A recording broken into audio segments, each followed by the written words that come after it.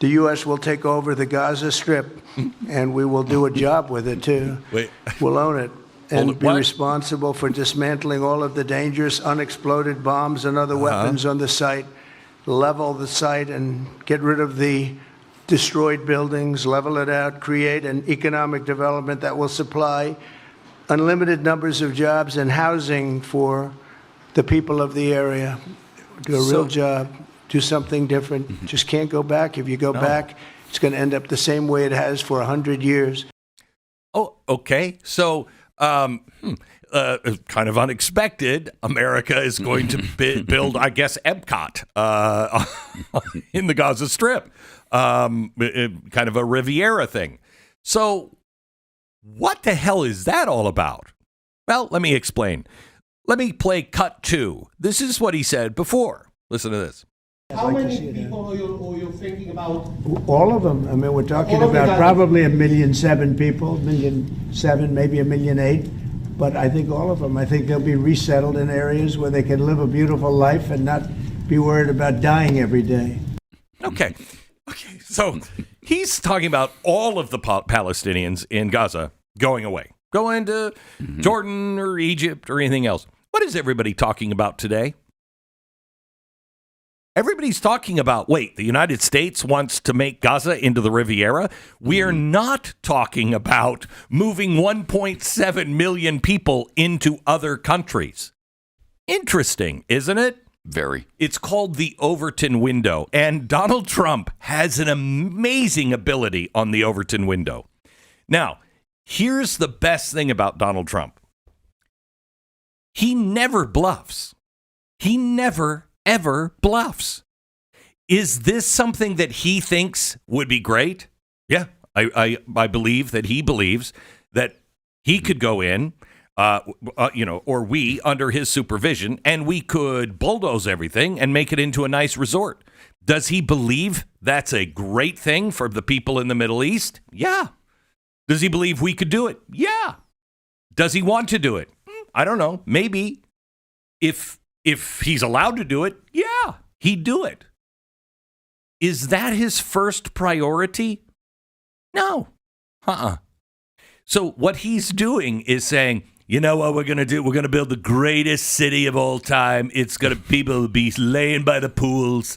A Gazan will come and bring you drinks. There's going to be peace on earth. Snow in the Middle East at Christmas time. It's going to be beautiful. That's what he's saying. Does he mean it? Yes, he does. Would, if he's given the opportunity, do that? Yes, he would. Is that the plan?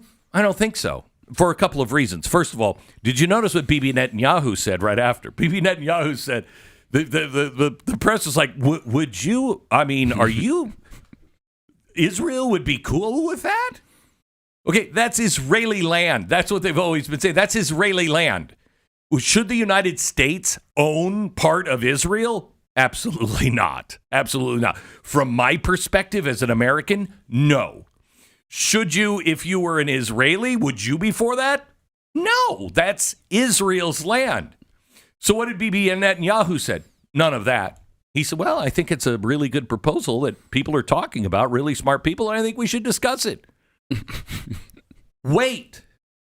So instead of talking about relocating almost 2 million people, getting rid of the Palestinian state idea, getting rid of Palestinians being in that hellhole, instead of talking about that, instead of, well, what do you think Saudi Arabia is going to say, or Jordan or Egypt about relocating? We're not talking about that.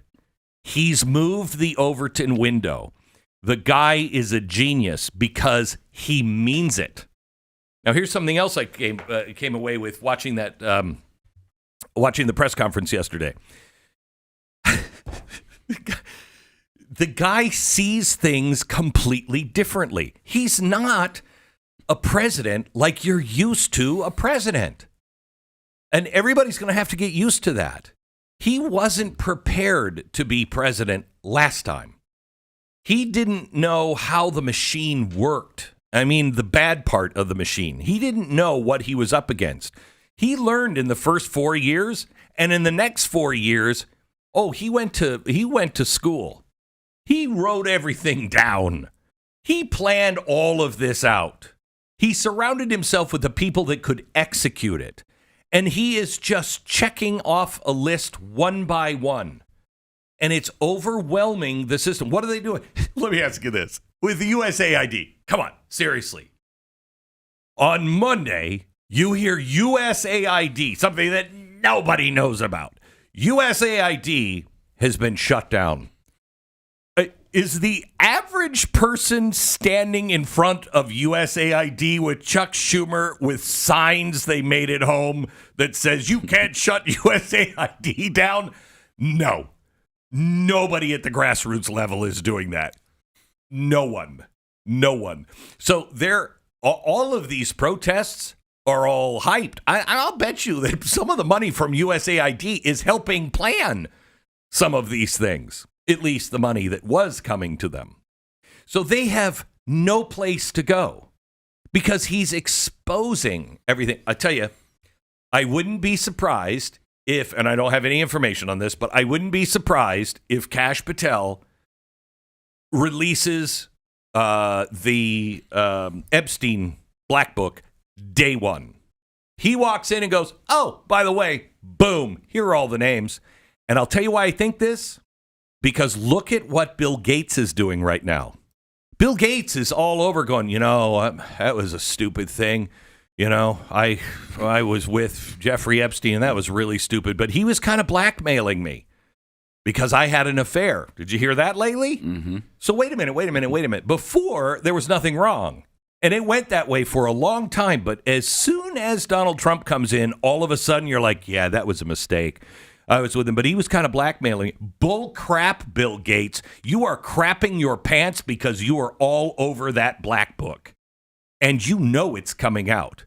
Oh, you haven't seen anything yet. We have been talking about USAID for a decade, maybe a decade and a half. And nobody did anything about it.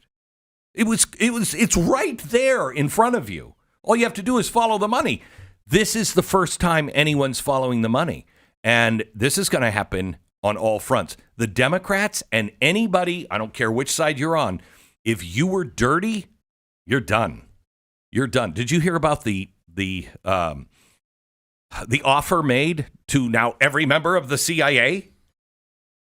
By the way, we'll give you 8 months severance if you want to go right now. The CIA, every CIA agent is being told, yeah, because we're reshuffling. We're gonna change the game here with the CIA. These people are not fooling around. You just might get your government back. You just might get it back. And how is he doing it? By looking at things. He's the guy that I have wanted now my entire life. I've been saying, we need a president like John F. Kennedy that would point to the moon and say, we're going there and returning a man back to Earth within 10 years. Except he's not doing that. He's saying we're going to make Gaza an absolute hellhole, a place that has been nothing but terrorism for the last 100 years. I'm thinking about making it into a resort. We're going to build a pool over there. What? And he's doing it day after day after day. This guy is going to go down as the greatest president, maybe in league with George Washington. When I watched that last night, the other thing that struck me was when he was talking about Iran, he actually meant how bad he felt about putting sanctions on Iran. He said, I hated doing that to the people because the people are good. It's just their leadership. And I know the people are going to hurt, but I had to do it. And we almost had them. We almost collapsed that system. And the people have to be free. And I love the people. But I'm going to have to do it again. And it really bothers me. That's true. Everything he said about the Palestinians, none of it was based in hate. He was like, look, they're people just like you, just like me. They want to live in peace. If they don't want to live in peace, then they're going to have to be killed. But if they do want to live in peace, let's help them. It was amazing. It was, I'm not an enemy of anyone unless you're an enemy of peace. Unless you're trying to kill other people. We're not your enemy. And, you know, every country can choose how they want to run themselves. This guy, it just thinks differently, and acts like a CEO. And we've never seen a president like him before. And I have to tell you, so far I like everything that I see. Now, I'm not sure about the whole resort thing, but I'm willing to give him the rope of negotiation here.